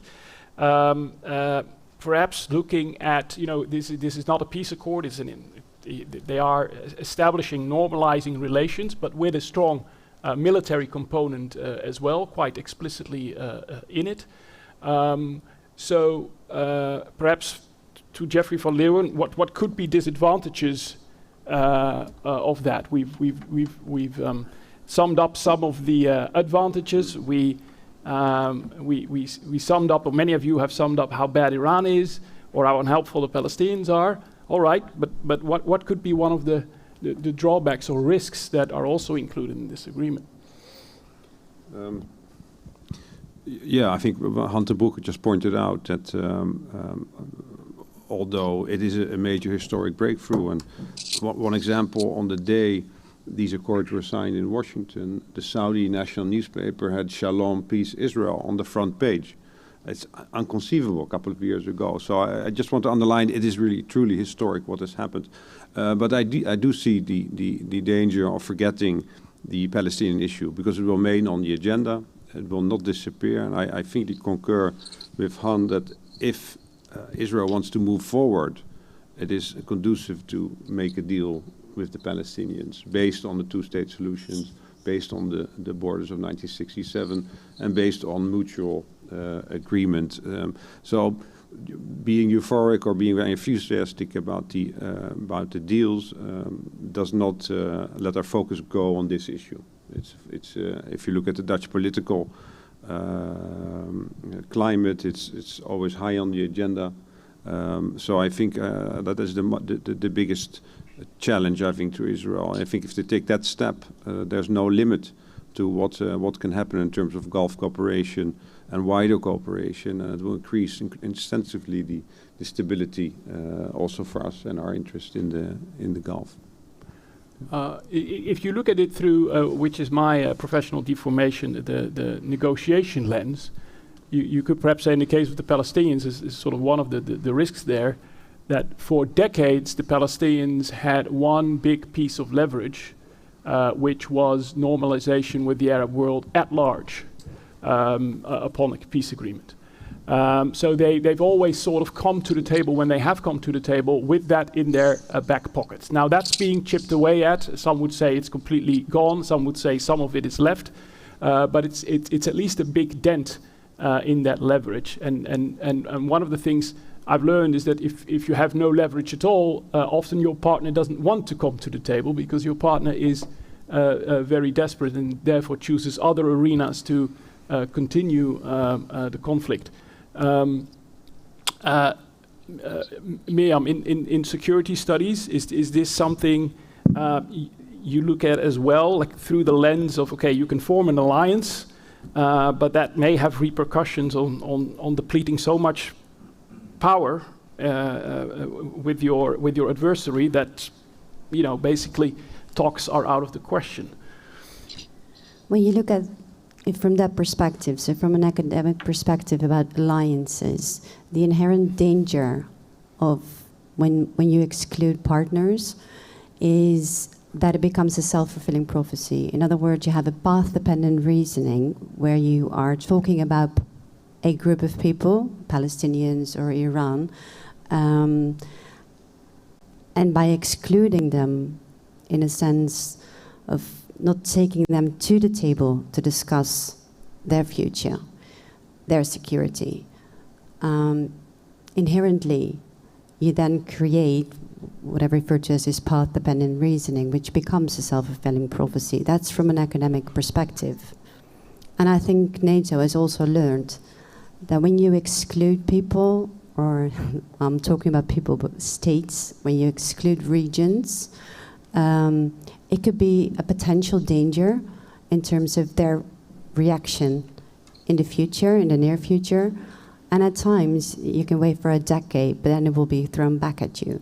So, in summary, does one want an inclusive alliance for security purposes, or do we think we can achieve stability by excluding partners, potential partners? Thank you. So let me take this on with the ambassador. You mentioned the rather lukewarm response. You've written in newspapers about that.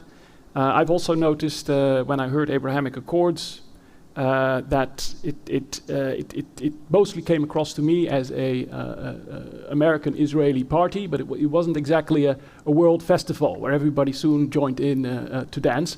You've just said that might well be because anything where Trump handwriting is on is automatically rejected by some people, and that may well be the case. But may it also be the case that some people are simply worried that the order is wrong, and that the order should be the pinch nerve of the world, which is the Israeli-Palestinian conflict, and then expansion of normalization and so on. That would be the logical order. What do you have to say to that critique? I have to commend you for a very good question to start with, because I think it's a very relevant thing. It's true that the Palestinians lost the leverage, but I would present it from another direction. Okay, they had this leverage for 70 years, if you want to claim, since the establishment of Israel, or from 67. Did this leverage that they had bring them closer to peace? Did they bring it to the negotiations? From the time of Obama, they have refused to speak to Israel. They have outright rejected the Trump deal. The question is, how long can you keep the region hostage to the Palestinian issue? And it's not that Israel is not a saint. I'm not coming here to say that Israel is okay, Palestinians bad. No, it's not an equation like this.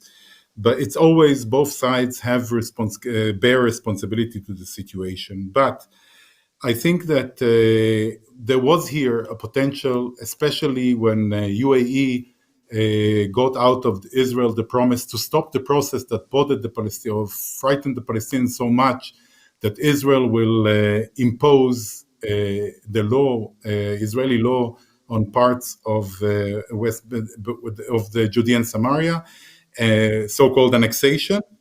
And there was like a positive point they could have used, but they chose not to use it.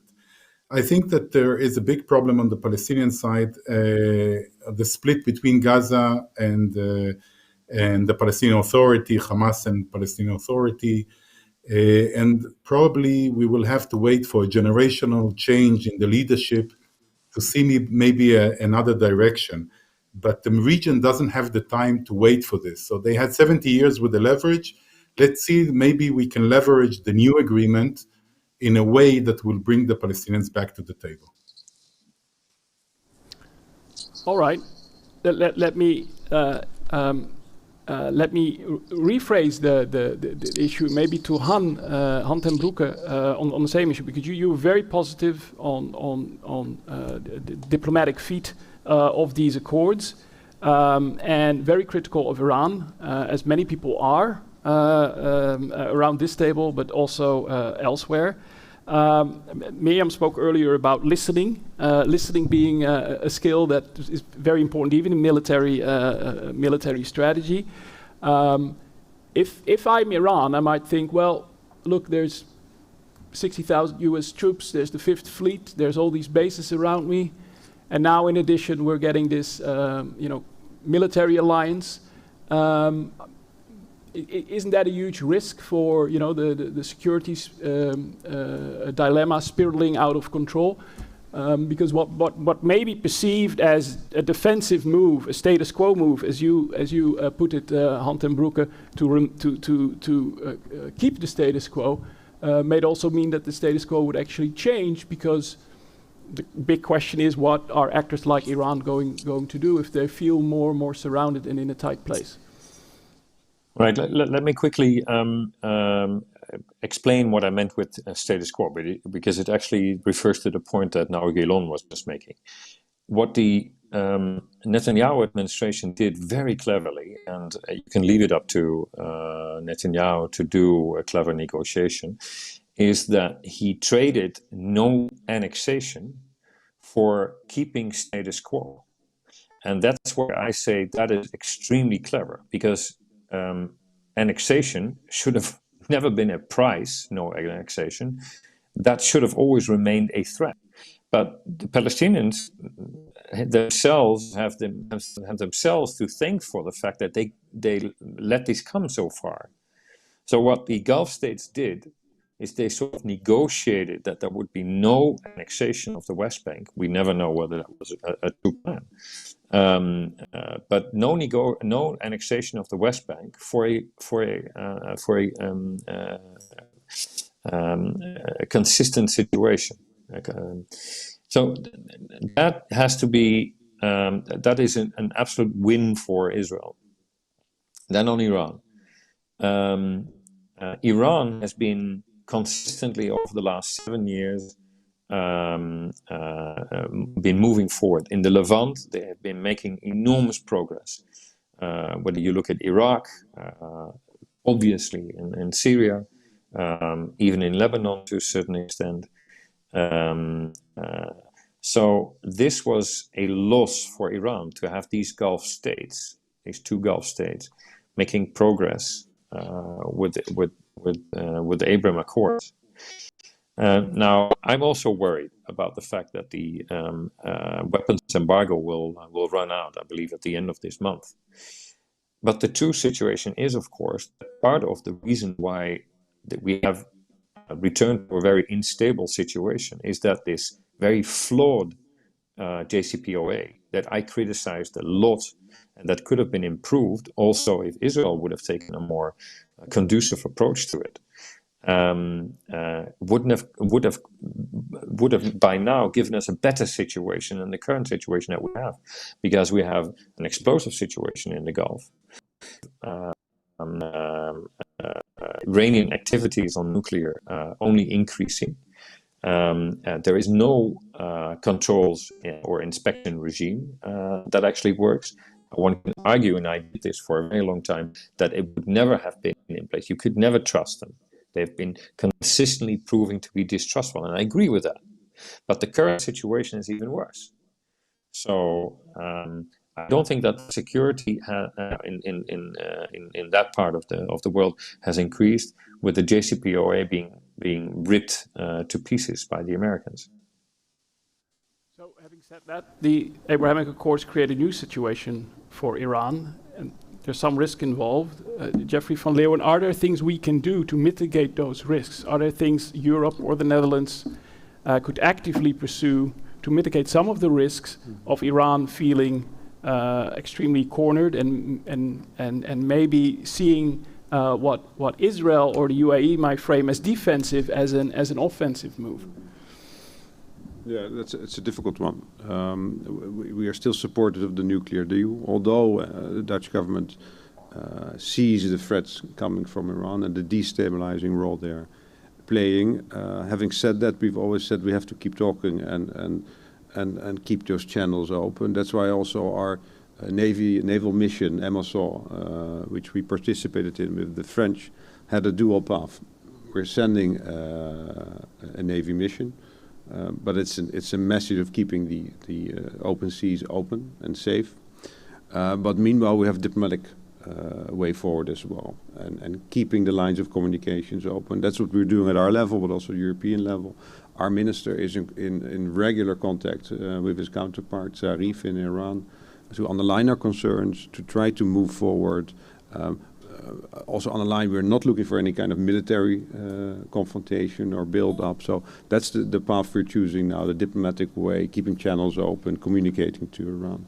It doesn't mean that our concern is gone. So to say. I have a very interesting. Thank you very much. I have a very interesting question, which doesn't talk about the diplomacy, but about NATO again and military action and Iran. From Sibren answering, it is, as the Iranian entrenchment in Syria and in Iraq is increasingly appears to threaten our regional partners like the Iraqi security forces and the Syrian democratic forces. Wouldn't it be in NATO's interest to actively counter the Iranian military entrenchment outside the Iranian borders? So we're now not talking about Abrahamic military connections, but about NATO's involvement. Maybe first Han and then the ambassador to respond to that idea, countering and containing Iran outside Iran. But the thing is with Iran is that they always, and to a certain degree they're right, say that they don't have any military operations abroad. Obviously they do. They have the biggest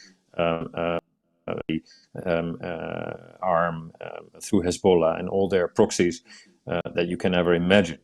They even committed and are still committing violent crimes on European soil. So Iran is a regime that needs to be taken seriously. But what I feel is not so much that NATO has a role or the Abraham Accords, which have of course, incredible meaning, which I just said. It is that the Americans made the choice to unilaterally give up their Middle East policies and to unilaterally go through Riyadh, basically. Their total choice to go via the Saudi government, the Saudi government that obviously sponsored, because they were the deal, the Abraham Accords with UAE and Bahrain, both being client states, certainly Bahrain of Saudi Arabia. And I think that has threatened the equilibrium, if there was one in the wider Middle East. So I think that's much more threatening. I think the next U.S. administration should at least return to a more stable situation where they play both sides. Yeah, there's was the longtime U.S. ambassador to several places in the Middle East. Ryan Crocker once told me there's only his entire experience could be summed up in one lesson, which is be very careful what you get into, and be very careful what you get out of. And the Americans, and not NATO, but the Americans, of course, got out of the Middle East, if anything. Ambassador, do you believe they should come back, or NATO should come back in some form of capacity? Is it, and could you speak both to the Israeli interest in that, but also for the wider region? What do you think is wisdom? You know, I believe that we live in a world where there is no appetite for war. No one wants to have any more interventions, military interventions. I mean, local point, taking care of a local problem, of course, we tend to do that. But I cannot see now a comprehensive war, not with this administration, not with another administration, not in Europe. So it's not in the cards. I think that the Americans found a different way, the maximum pressure way, which unfortunately, I must say that Europe is not cooperating with this. I believe that the regime is under tremendous pressure. Somehow God is dealing us the right cards, because the corona, as much as it's hitting all of us, and we are, both the Netherlands and Israel are quite hit medically, economically, we started from a good point, and the Iranians started from a low point, and they have internal unrest and problems, civil ones, economic ones. So I think that NATO intervention, physical, is not in the cards for the foreseeable future. But outside pressure does work. It doesn't show immediately. It takes time to show effect. I think that the Iranians are very much troubled with the current situation imposed by the Americans. Thank you. And maybe a last question to Miriam. Americans talking about a Middle East NATO, and now the Abrahamic Accords with a military element. What can you say from an academic perspective on, NATO has been there for 71 years for a reason. How likely it is that in the Middle East, in its current structure, you'll have something that starts to resemble what NATO has been over the last 70 years? Is it likely that we'll have Abrahamic Accords that last 70 years in that sense? Well, I think one of the biggest issues that needs to be tackled first, if one can ever speak about an Arab NATO, is trust. There needs to be trust, and I think at this point in time, even within the Gulf region, they have issues. I mean, Qatar and the Gulf Cooperation Council, I mean, they have trust issues. They don't talk to one another.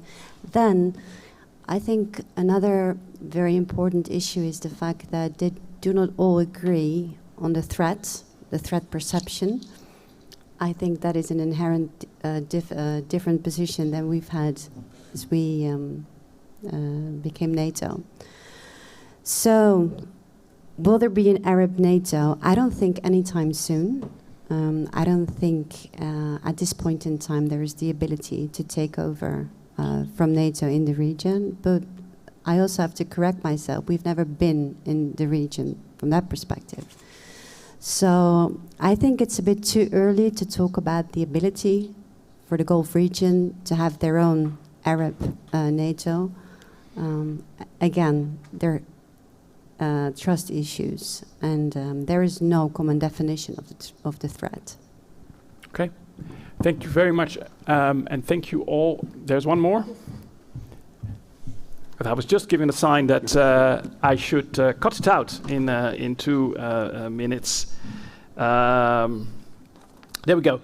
Lofty Hamdi, NRC Handelsblad, from NRC Handelsblad, also a popular paper in the Netherlands. Isn't it rather ironic to pretend that the deals with countries in the UAE and Bahrain are a step forward when we actually see that Gulf countries, especially the UAE, are more muddling in conflicts and so-called proxy wars across the Middle East, whether it's Libya or the devastating war in Yemen? Are the Abrahamic Accords, in fact, nothing more than a cynical defense deals? I don't see here the Joint Strike Fighter mentioned, but probably that's one of the things that this person is thinking about, to keep Iran in check. So military defense deals to keep Iran in check. And if so, what's in it for Europe? More proxy wars in the Middle East caused by all this, and then more refugees in Europe. Perhaps that's a nice closing question, since we talked about Europe before. Han ten Broeke, what do you say to that question? We're supporting proxy wars by applauding the Abrahamic Accords. No, that's ridiculous. This Abrahamic Accord, obviously, there is also military sides. There is an F-35 deal included in that, that's for sure. I already talked about that at length, not here, but in other situations. But whoever is willing to belittle an accord between Israel and 2 Arab nations after there has only been 2 nations, Jordan and Israel and Egypt, and thinks that we are not better off after 2 nations say to each other that we establish full diplomatic relations, which means that Israeli businessmen can simply go there, that Israelis can now also fly there or fly through other hubs, has a total disregard for what has happened here. And this is a typical European response, unfortunately. But I've also said what I said. I mean, this is not a peace accord. It is an accord of normalization of relations, and I think everybody benefits from that. And it doesn't bring peace to the Middle East. It's not good for the Palestinians indeed, although I deplore the fact that all the European leaders have had to come out with a press release not only applauding the so-called historic accord, but they had to include the Palestinians in this. Yeah. It remains the pinch nerve of civilization, so it remains important, apparently, to keep mentioning it. Very clear, Han ten Broeke, you remain a fan of the Accords. Thank you for that last question. I have to wrap it up, thanking our 4 panelists very much. And not to forget also to thank a couple of other folks, but let me keep it to organizations. Thanking the sponsors of NATO Night, which is the American Embassy in The Hague and the NATO Public Diplomacy Division, and thanking all the organizers here of the Atlantic Commission, and all the people who have contributed in a technique. Many, I'd say there was a whole battalion of you, and you've made it work. So thank you for your attention. Thank you for joining us, and hope to see you next year at NATO Night in person, all of us. That's what we all want. But we've managed to accomplish it in this way this year. Thank you, and have a good night.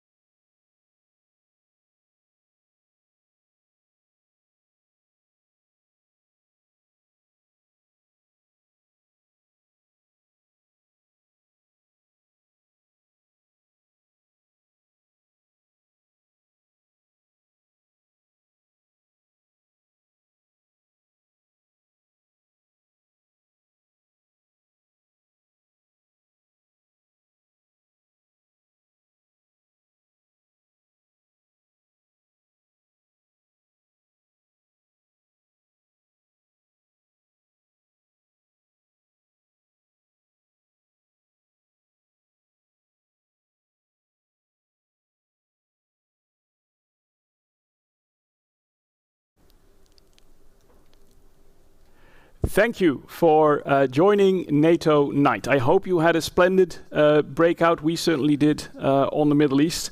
The night almost draws to a close, and I'd like to thank a couple of people who made this possible. To make it short, I'll keep it to organizations.